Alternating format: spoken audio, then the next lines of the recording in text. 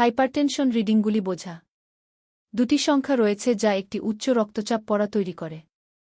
এর মধ্যে রয়েছে সিস্টোলিক চাপ, এটি প্রথম বা শীর্ষ সংখ্যা বোঝায়। এটি হৃৎস্পন্দন হিসাবে ধমনীতে চাপ পরিমাপ করে এবং রক্তকে পাম্প করে। ডায়াস্টোলিক চাপ, দ্বিতীয় বা নিচে সংখ্যা।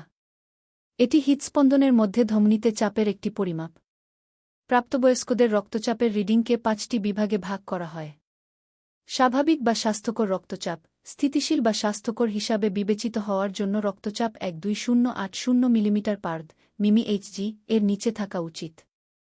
উচ্চ বা উচ্চ রক্তচাপ, ডায়াস্টোলিক সংখ্যা 80 মিমি এইচজি এর নিচে, যখন সিস্টোলিক সংখ্যা 120 থেকে 129 মিমি এইচজি এর মধ্যে থাকে।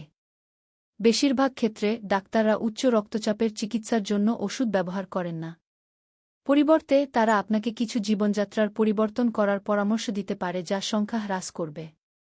স্টেজ 1 হাইপারটেনশন, এটি তখন হয় যখন সিস্টোলিক নম্বরটি 130 থেকে 139 মিমি এইচজি বা ডায়াস্টোলিক সংখ্যা 80 থেকে 89 মিমি এইচজি পর্যন্ত থাকে।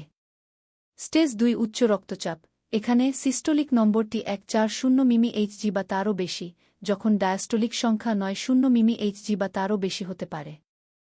হাইপারটেনসিভ সংকট, সিস্টোলিক সংখ্যা 180 মিমি এইচজি এর চেয়ে বেশি এবং